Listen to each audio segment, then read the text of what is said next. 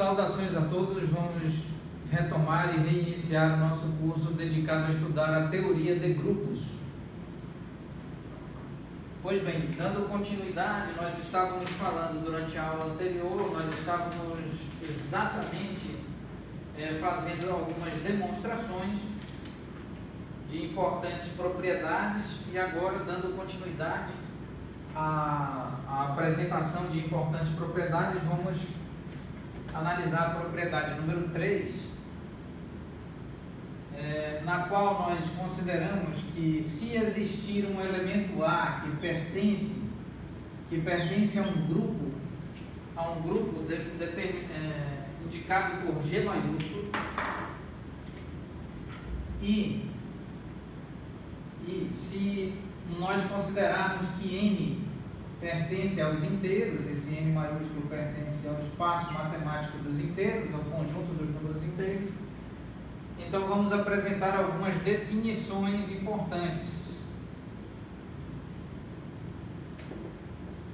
Então, aqui, propriedade 3, observação 3, se o elemento A pertence a um grupo G, e nós já sabemos com base nas aulas anteriores, que um conjunto matemático associado a uma determinada operação generalizada asterístico comporte-se como um grupo G, um grupo matemático, é necessário que quatro propriedades sejam satisfeitas. A primeira, a condição de fechamento, em segunda a condição de associatividade, a existência de um elemento unidade ou elemento neutro e a existência de um elemento inverso. Muito bem, então, nesse caso nós estamos admitindo que o elemento A pertence a um grupo matemático e que N, o número N, esse termo N pertence ao espaço matemático dos inteiros. Então, vamos analisar aqui, vamos considerar a multiplicação de vários elementos A, certo? Então, multiplicação, não diria exatamente a multiplicação, mas assim, vamos considerar uma operação generalizada asterística, certo? Uma vez que essa operação generalizada asterístico pode eventualmente ser a operação de multiplicação por nós conhecida e estudada durante o primeiro e segundo grau. Então, aqui de forma mais geral nós temos uma operação matemática asterístico, então operado novamente com A, operado novamente com A, operado com A, operado com A, até operado com A, considerando que existam então N termos aqui, vamos tentar indicar N termos, onde N pertence aos inteiros, então N termos.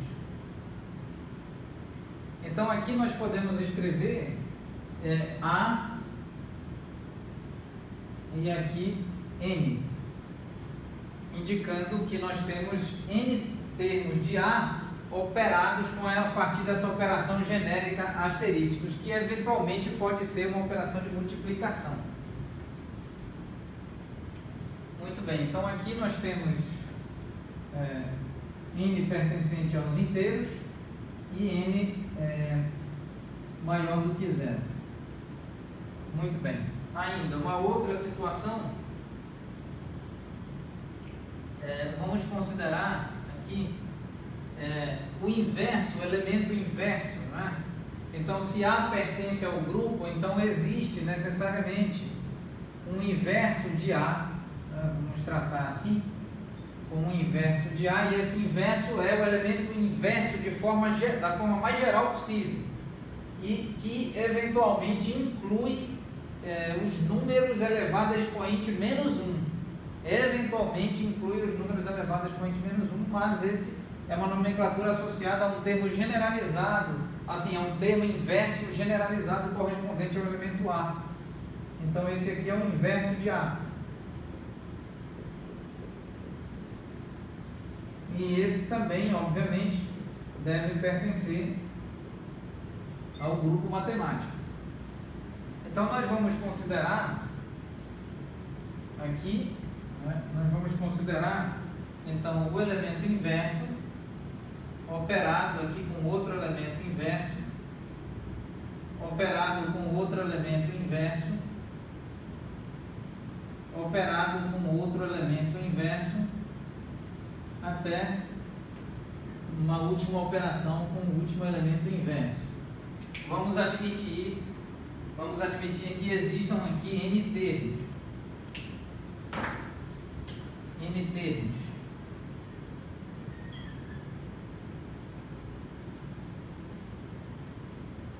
Então, como resultado, nós temos o elemento inverso e aqui o n, e na condição de indicativo de que nós temos n vezes essa operação generalizada asterístico entre os elementos inversos do elemento A. Muito bem.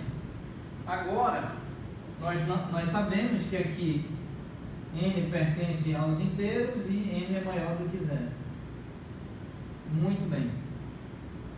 Agora, nós podemos escrever também, se nós considerarmos n igual a zero, então isso indica que nós temos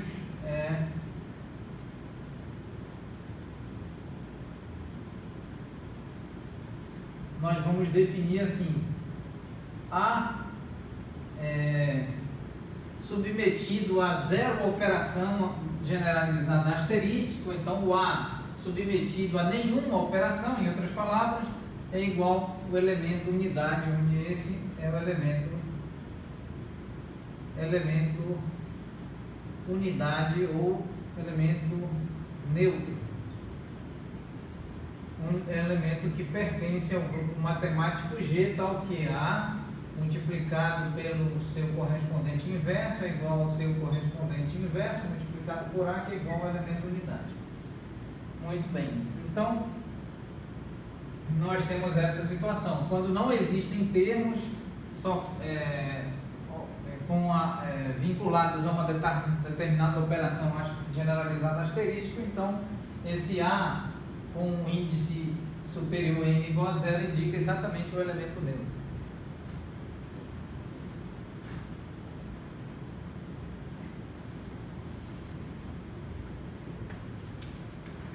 Essas definições são importantes e nós vamos generalizar essas definições agora. Vamos tentar generalizá-las.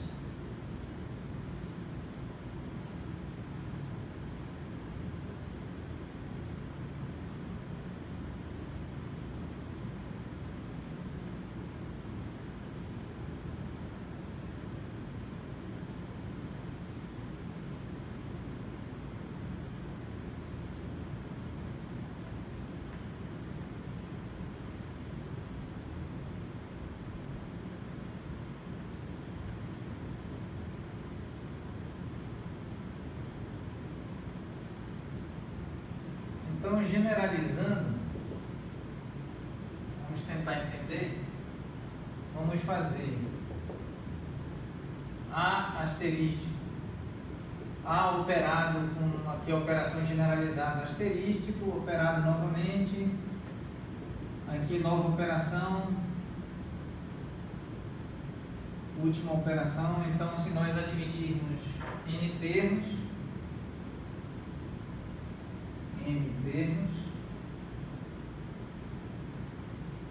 então nós temos A elevado a n, o A com esse sobreíndice n indicando o número de vezes que essa operação asterístico é realizada.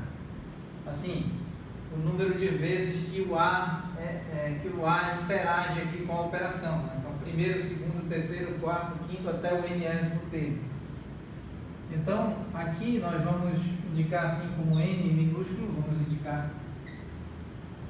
e nós temos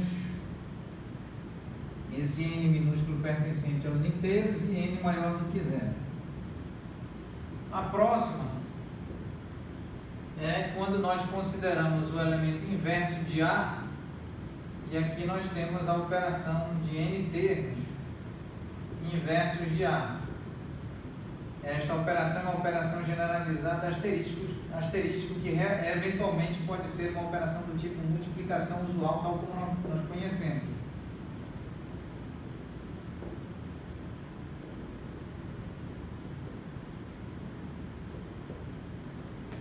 Então nós temos,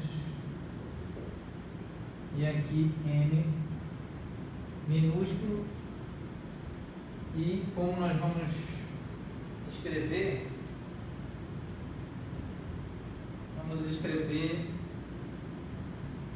assim, generalizando, nós vamos escrever isso como A, e aqui o sobreíndice n minúsculo indicando o quê? Indicando o número de vezes que ocorre aqui o surgimento do termo inverso de A.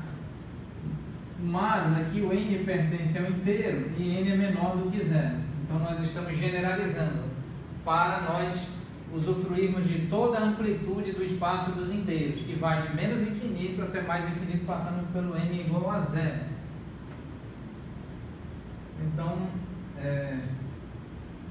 muito bem. E aqui,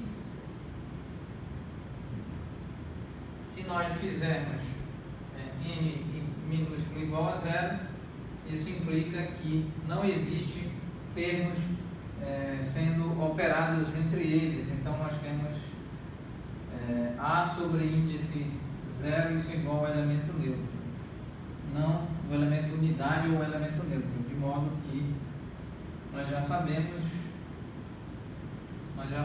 que A com seu inverso é igual ao seu inverso. A igual ao elemento unidade ou elemento neutro. Muito bem. Então, nós podemos então considerar estas três expressões e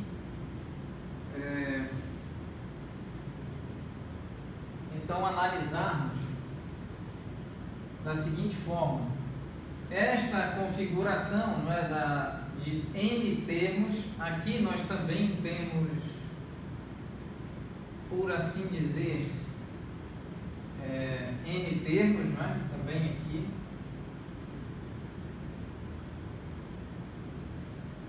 Opa.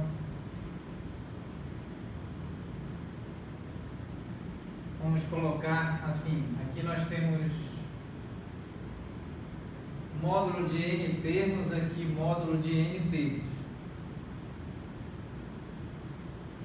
Porque o que interessa aqui é tão somente o número positivo associado, e o n aqui é negativo. Então, quando n é igual a zero, então nós podemos,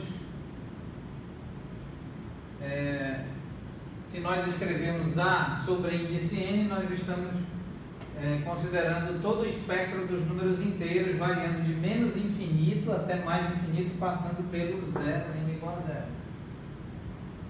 Agora vamos tentar escrever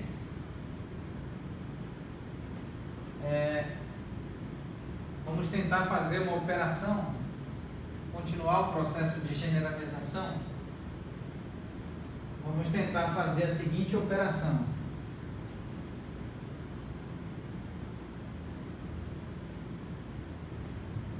nós vamos considerar A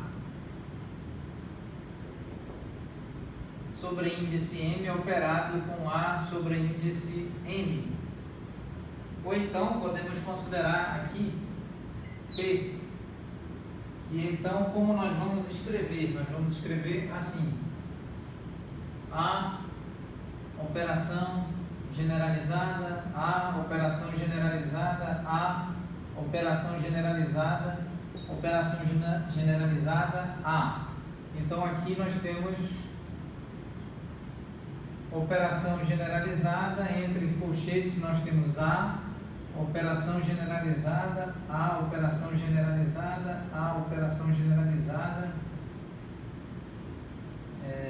A operação generalizada, A operação generalizada. Agora vamos analisar. Então aqui nós temos n termos, módulo de n termos, e porque nós não sabemos se é positivo ou negativo, então nós vamos considerar aqui. E aqui nós vamos considerar o módulo de P termos.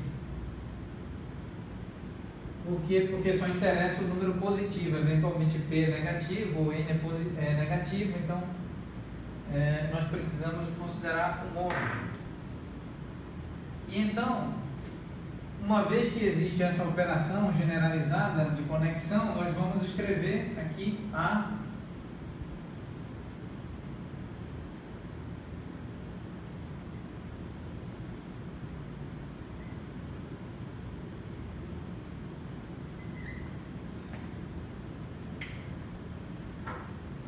operação generalizada, essa, e vamos escrever a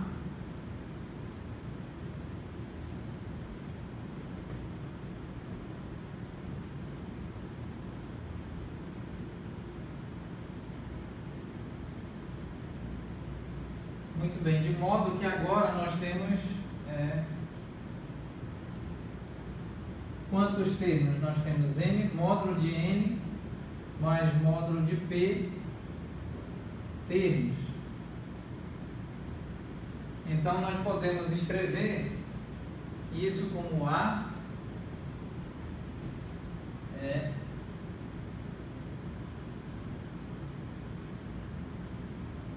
N mais M. Então A com sobreíndice N, operado genericamente com operação genérica asterístico de A sobre índice P, isso é A N mais P. Porque aqui nós temos módulo de N termos indicando somente o número de termos, então somente o número de termos nós precisamos de um número natural maior do que zero. E aqui módulo de P termos também, mesmo módulo, um número natural que pode ser zero ou maior do que zero. Aqui também zero ou maior do que zero. E agora nós temos módulo do número natural, módulo do N e módulo do P. Isso gera sempre um número natural que pode ser zero ou maior do que zero, nunca negativo, pois se apresenta negativo. Se o N é negativo ou o P é negativo, o módulo torna-os positivos, evidentemente. Então é notório que N pode ser positivo, né? Então nós temos aqui N pertence aos inteiros. Então se pertence aos inteiros, então nós temos N pode ser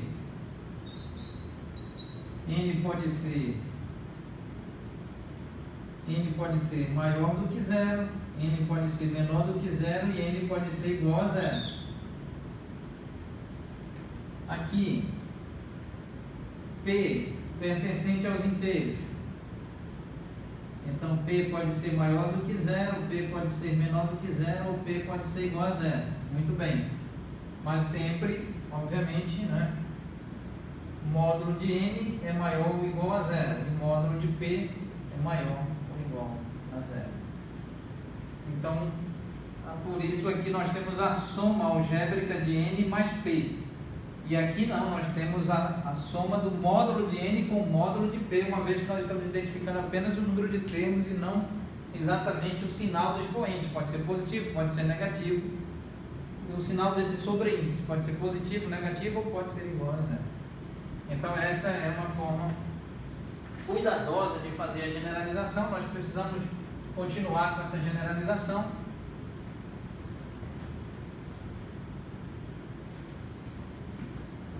Então agora vamos encerrar a aula sobre este assunto e retomaremos ainda tratando desta generalização.